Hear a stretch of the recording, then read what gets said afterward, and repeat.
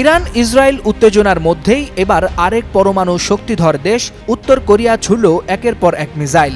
শুধু মিসাইল ছুড়েই থেমে থাকেনি পিয়ংইয়ং, সরাসরি সমর্থন জানিয়েছে তেহরানকে। উত্তেজনায় ঘি ঢেলে দিয়েছে কিম জং উনের যুদ্ধ ঘোষণার মতো হুঁশিয়ারি। বৃহস্পতিবার সকালে উত্তর কোরিয়ার রাজধানী পিয়ংইয়ংয়ের সুনান থেকে একযোগে ছোড়া হয় 10টিরও বেশি মাল্টি লঞ্চার মিসাইল। গন্তব্য উত্তর পশ্চিম আকাশপথ। দক্ষিণ কোরিয়ার সামরিক বাহিনী জানায় এগুলো স্বল্প পাল্লার ব্যালিস্টিক মিসাইল, যা জাতিসংঘের রেজুলেশনের সরাসরি লঙ্ঘন। সামরিক বিশ্লেষকদের মতে এই মিসাইল ছোড়া নিছক কোনো সামরিক মহড়ার অংশ নয়, বরং আন্তর্জাতিক বার্তা।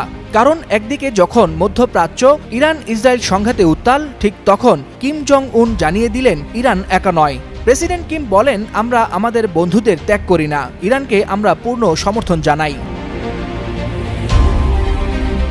কিমের এই বক্তব্য কেবল যৌক্তিক সংহতি নয়, বরং মার্কিন নেতৃত্বাধীন পশ্চিমা বলয়ের বিরুদ্ধে স্পষ্ট চ্যালেঞ্জ।